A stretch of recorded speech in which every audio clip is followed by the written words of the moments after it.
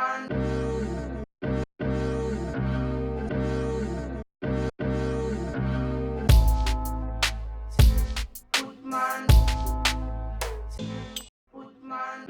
right, welcome back, everyone. This is Artificially Genuine, episode 27, part 2. I'm already faded. Are we 27? 27, part All 2. right, dude. That sounds wrong, but okay, yeah. No, we're up there. We'll we're up edit there. it. We'll yeah, edit it. no, we're up there. Yeah. Yeah, I already got it marked. Okay. So, welcome back, everyone.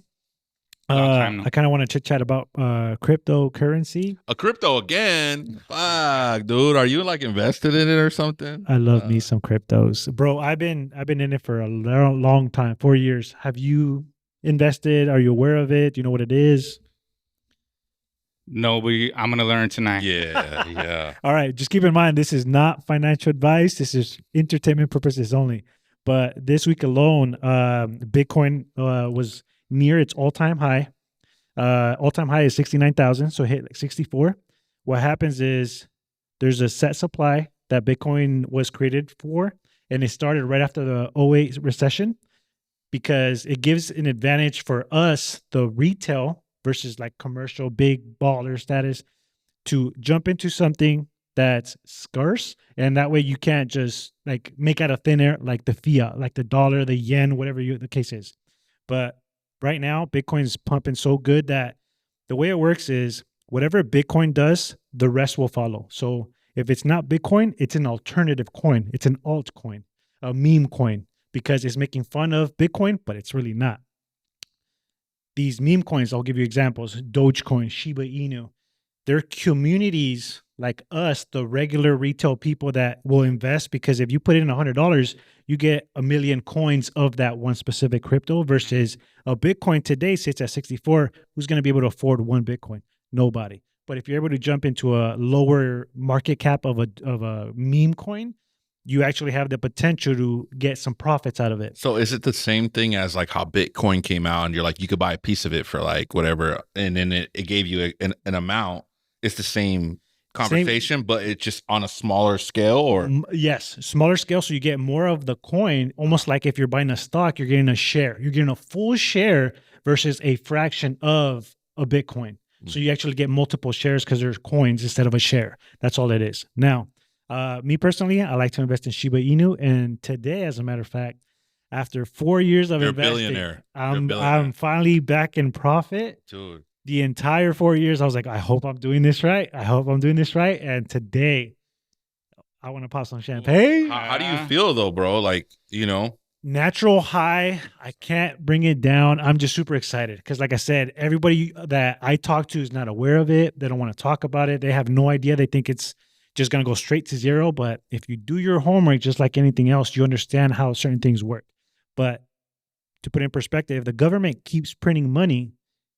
Bitcoin is going to go up because they can't do that with that. And on top of that, you can actually keep track of everything that is being bought. So there's no, they're being shady with it. No, you know who it came from. The address when you first purchase is like a 40-digit number and letter code where like it's not you. It's somebody that has it, but you can always track it. So there's a tracking trail behind it. Exactly. It's called a ledger. So you can be able to see who bought, who sold at every point. If the government ends up doing what I think is going to do, instead of giving people a stimulus check, where if they give you money, you give it, trade it, whatever, it's gone. But if they give it to you in cryptocurrency, they'll be able to know like they gave you $10, you used it for this, and this. So you can't do illegal stuff. You can't get away with certain stuff.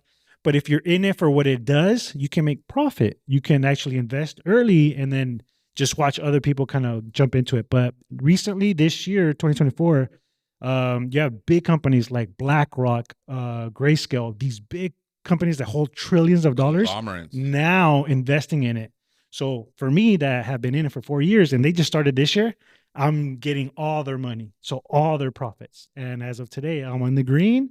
And man, bro, what a day to be, huh? Yeah, yes. So just know that there's a lot of different coins. A lot of them do different things. So some coins are there so that way you can trade a Bitcoin for an Ethereum, different coins. But it's a DEX where it holds all the coins so you can trade them around.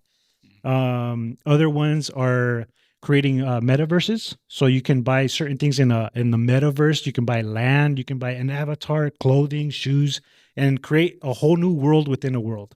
And that's where we're going. That's why the Vision Pros are popping off, and you can create a whole different world. If you don't like the one that you're in, you can create one that you like. But just do your homework. Talk to somebody that you know financially. Don't just throw all your money in at once. Kind of trickle in, but always do your homework on what you like. But Shiba Inu, my personal favorite. Yeah, dude, I didn't understand one thing you fucking said, dog. Some people out there will understand, but at least I want to put that little seed in your brain, because let's say what's going to happen this year is going to happen again in 4 years. So let's say you don't do nothing this year. In 4 years, you'll be like, you know what? Somebody had mentioned something. So you'll want to invest a little bit in it. I'm gonna check it out. I'm gonna be a crypto billionaire. Yeah, bro. Like at this point, man, he's been talking for a long time. So For a long time. Would you do it? Like, I feel like you will. You're a hustler, bro. I feel like you will. I would try it. Yeah. It would have to be what's that term? I'd have to be able to throw an amount of money where I'm cool. You feel comfortable. It can be $5, $10, but imagine you put in $5 today. Yeah. Imagine what it's doing today in 18 years. Yeah. You single, married, kids, nothing. Cool, everything. No, nothing. Maybe, yeah, I'm wifed up. Damn. Okay, but in the future, like let's say you put in $5 today, and let's say you have kids in 18 years from now, dude. That $5 will turn into some nice pocket change. That's what I'm referring to. So it doesn't have to be put all your money in. Put a couple bucks in today, leave it there, hold it, and something will happen. Are you going to educate Rick on this? Because out of all he did for us today, I'm going to teach him whatever he wants to know. Because that's one thing. I like to have a conversation. Yeah. But if you're not receptive, you don't want to learn, I'm not going to force it on you. But if you're curious, you're like, hey, you know what? Let's have a side meeting and I'll teach you everything I know. I got a question. What got you into it? So when Dogecoin first came out on top of GameStop, when everybody thought that GameStop wasn't going to do anything, and then the regular person put $100, turned into like 100,000. Didn't they make a movie about that? They made a movie. It's called Dumb Money on Netflix. But the potential of like the normal retailers getting the money from the big guys instead of vice versa, that's what got me interested. So the possibility for the normal person to make money, instead of putting all your money in your savings account and the bank gives you 3 cents every year, I'd rather make thousands of dollars in a few weeks. And have you made thousands of dollars? Thousands of dollars. But just keep in mind, when you pull out, you do get taxed by the government multiple times. Gains tax, and then the California tax, depending on where you live. They want the money on top of the money. They won't advertise you to do it, but when you do it, they're like, hey, give me some too. I need a piece. Right away, put it in my hand. Always. And then we could fund wars and stuff. So that's real great, right? But that's my Bitcoin crypto spew. But you were talking about some vinyl records that you love to buy, sell, trade. Is that true? That's a little on pause. Back to another conversation we had about like having long-term goals and wanting to say that you could see yourself doing something for so long over the future. That feeling has kind of shifted. Okay. But for the past 3-4 years, I've been collecting, and I've always been into music, bro. It's like, when did that start? Music? Yeah, like collecting. Like, when did you start doing that? At what age that you're all right, vinyl records. I've always wanted to. I never really had the. It's expensive, right? So I never really had the budget until I got into the whole construction thing. I'm like, that's an extra dough. Like, how can I flip some, right? So I've always been into music, but what got me heavy into vinyl records is obviously purchasing records and experiencing them, and then having the love for the music first. Because I don't think there's really any successful or interesting vinyl collectors who look at records like a commodity, you know what I'm saying? Like they just hoard it and just sell it like a business, you know what I'm saying? It's an art form. So like the people who really appreciate music for what it is, they have like the best collections, bro. Yeah. And I met a gang of interesting people. And so yeah, how it started is always being curious. I had went to a estate sale. Some dude had like 10 tables in the back. And you know, I was kind of just poking around. I'm like, hey, bro, how much for everything? And he's like, And he gave me like a low price. And I'm like, let's get it. Like, Let's opportunity. get it, dog, you know? Opportunity. And I didn't really know much about like what was valuable, the type of music that was there and all that. But I was like, I'm gonna learn, and I know I could flip this, right? Yeah. And so I took those back to the crib, and it just started snowballing. I started going to more estate sales. I'm looking on the marketplace all the time, who's selling in bulk, and I just stacked up. And then I got to the point where I want to start selling them, doing more research, because I would purchase them and not really know. Just look through and be like, I like that album cover. I know how that artist is cool. Mm-hmm. And then it got to the point like, all right, cool. Like now that I got so much I want to sell it, I had to look at it kind of as a commodity in a sense, in the sense of like, who likes this type of music that I could put it in front of them to where if they want to get it, they could get it. You know what I'm saying? And a lot of the stuff I had, well, I didn't know what to do with it. So I reached out to one of the dudes who, shout out to God Old School, the homie Chalio, put me on a lot of game. He's like, like, hey bro, I'm doing shows at Smorgasburg. You know, this is when they were hosting it there. Smorgasburg is in LA off of, I believe, Alameda. And it's every Sunday they have like a gang of vendors, bro. I think it's probably like around 100, maybe 50 to 100 food trucks, all kinds of stuff. But one Sunday a month they hold a record fair. Ooh. And at that time it was popping, like, you know, so, and even before then, but so he hooked me up. He like got me a spot, pulled up, and I like, for my first time I made like $700. I'm like, bro, like, for me that was cool. Yeah. You know what I'm saying? Because I had already made a couple sales, so at that point it was like, I'm already starting to make money, you know, like, and then meeting cool people, and it just snowballed from there, you know. But I met a lot of interesting people.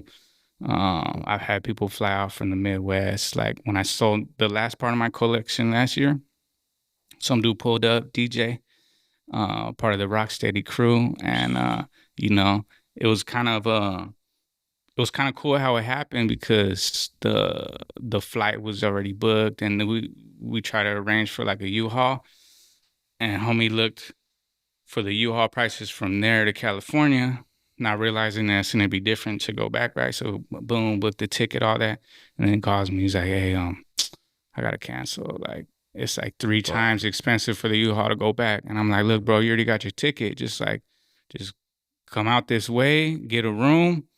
And then I got some dope homies who have a gang collection, and if I tell them I'm bringing you by, they'll hook you up. So he's like, all right, cool.